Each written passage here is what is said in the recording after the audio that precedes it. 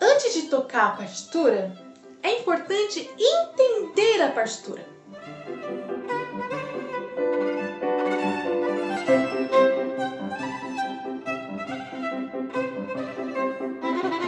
Oi, meu nome é Maria Amaral, eu sou artista orientadora de violino nas oficinas culturais da Fundac e hoje eu vou propor uma reflexão.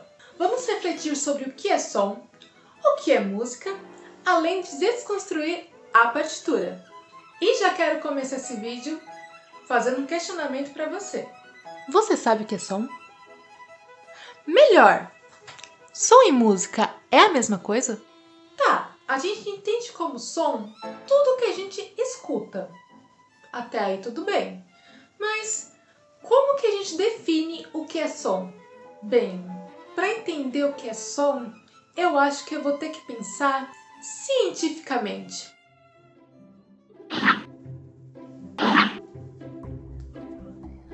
Uau!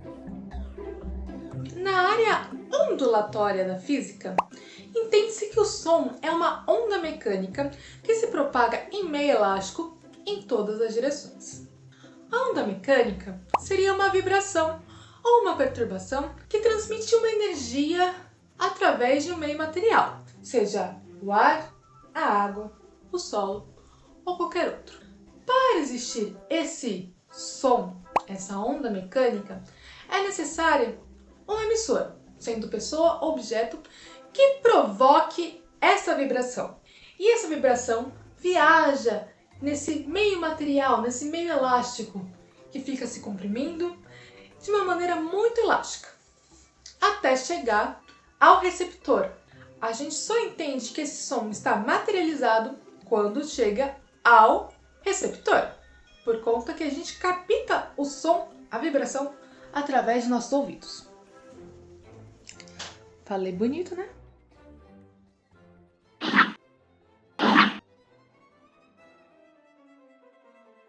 Bem, mas nem todo som é um som musical. Por exemplo, se eu pego um copo e derrubo ele no chão, ele vai fazer um barulho, um ruído, não uma música. Então, para o nosso som musical acontecer, a gente precisa de algumas coisinhas. A primeira delas é altura. Não, gente, altura não é analisar quem que é mais alto, quem que é mais baixo, em questão de tamanho, e sim de frequência. A gente entende como altura sons graves e sons agudos. Também vamos precisar de duração.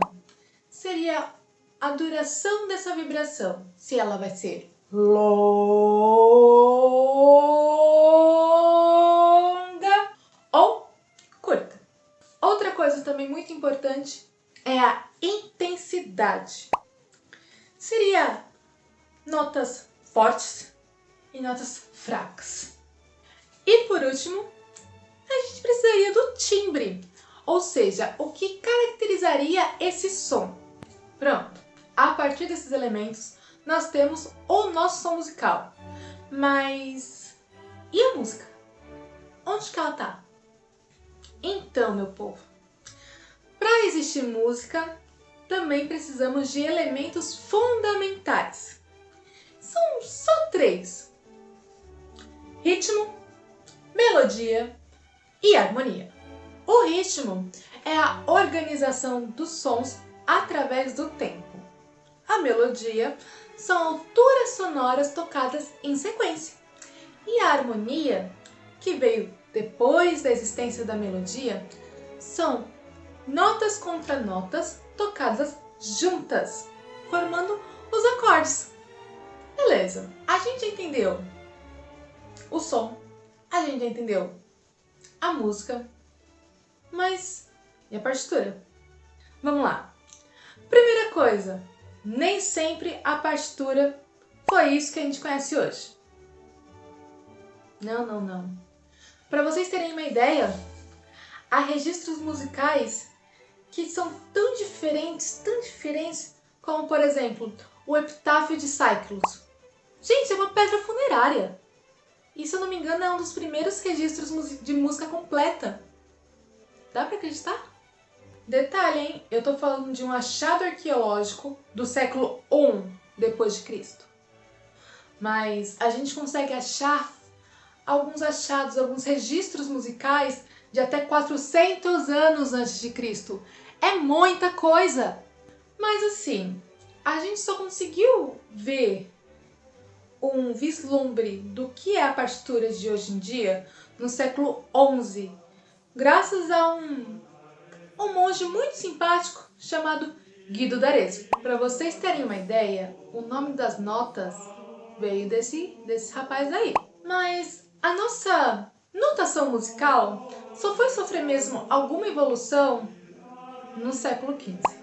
Só que alguns estudiosos, eles acreditam que só foi mesmo se concretizar como a escrita atual com a chegada do Barroco, no século XVIII. Mais especificamente, com o nosso queridinho amigo Bach. Tá, mas enfim, como que é uma partitura? Primeiramente, para a gente ter uma partitura, a gente precisa escrever uma pauta, ou pentagrama. Os dois nomes estão certos. Que nada mais, nada menos são que 5 linhas. 1, 2, 3, 4, 5, com 4 espaços. 1, 2, 3, 4. Só que nem sempre essas linhas são suficientes para a gente poder escrever as nossas notas. Então, várias vezes a gente utiliza de linhas suplementares, que ficam acima ou abaixo do nosso pentagrama. Quando estão em cima, são chamadas de linhas suplementares superiores, e quando estão embaixo, linhas suplementares inferiores. Mas acontece que só as linhas não fazem com que a gente identifique a nota. A gente precisa de um símbolozinho assim que a gente coloca bem no começo de cada partitura, que é muito importante, chamado clave. Sim, meus queridos, clave. Na época lá do nosso tio Guido d'Arezzo, ele usava linhas coloridas para identificar a altura das notas. Mas com o tempo, ele começou a usar algumas letras. Ele usava a letra C, F ou G. Com o passar do tempo, essas notas foram sofrendo algumas evoluções até se tornar a nossa clave de Dó, a nossa clave de Fá e a nossa clave de Sol. Tão amada clave de Sol, a clave dos violinistas. Pois é, nós violinistas tocamos partituras em clave de Sol. Não somos os únicos, hein? Mas na nossa família de cordas friccionadas, sim, somente nós tocamos clave de Sol. Tá, então a gente já tem as linhas do nosso pentagrama, temos também linhas suplementares superiores e inferiores, temos a clave e também temos barras que vão separando o nosso pentagrama. Essas barras, alguma coisa me diz que essas barras são bem importantes. Claro que é. Elas são compassos. Só que nada, meu caro, nada na música é tão fácil assim. A gente não pode escrever simplesmente qualquer coisa nesses compassos. Esses compassos, eles possuem tempos pré-definidos, hein? E como é que a gente sabe quanto tempo tem dentro de um compasso? Por uma coisa, olha, meio complicadinho de entender no começo, chamada fórmula de compasso. A fórmula de compasso, ela fica posicionada logo após da clave. Ela é simbolizada por uma fração. Hoje eu vou dar um exemplo de compasso simples. No caso, o compasso binário, ternário e quaternário. Mas antes, eu preciso mostrar uma coisa muito importante para vocês. As figuras rítmicas. Sim, meus queridos. As figuras das notinhas. Nós temos figuras rítmicas, que são figuras, obviamente, com seus respectivos tempos. Temos a semibreve, que são notas de 4 tempos. Nós temos as mínimas, notas de 2 tempos, as semínimas, notas de 1 tempo, a colcheia, notas de meio tempo, a semicolcheia, 1/4 de tempo e também temos a fusa e a semifusa, que são notas de 1/8 e 1/16 de tempo, mas não são lá tão usadas assim. Além disso, todas essas figuras rítmicas têm o que a gente chama de unidade de compasso, que é um número que representa a figura.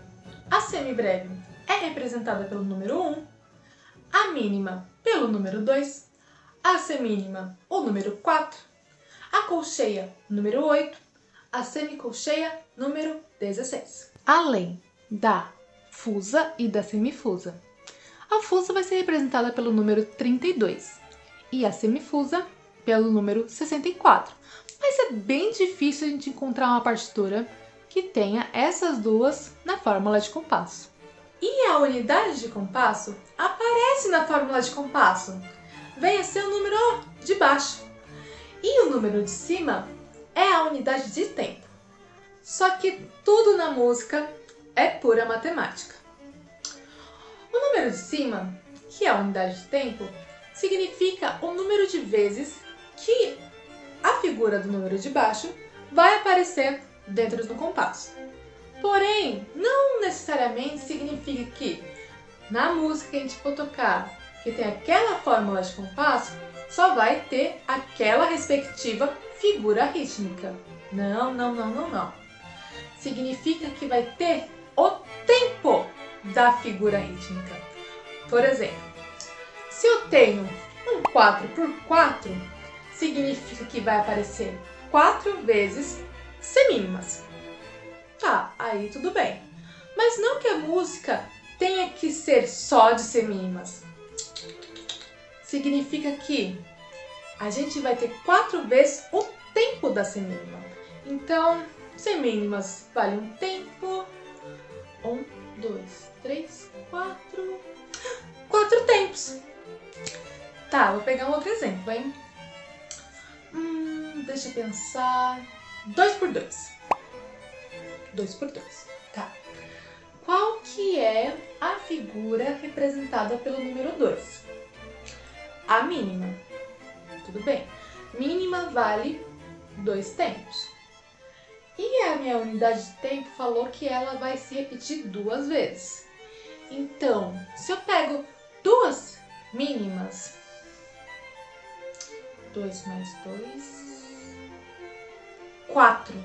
Então, dentro desse compasso, eu vou ter 4 tempos. E eu posso escrever várias notas diferentes dentro desse compasso. Porém, eu tenho que respeitar o tempo do compasso. Só que, e se eu quiser escrever uma nota muito longa dentro de um compasso de 4 tempos? Aí, meu caro, a gente usa uma ferramenta mágica chamada ligadura. A ligadura, ela faz essa função de ligar as notas.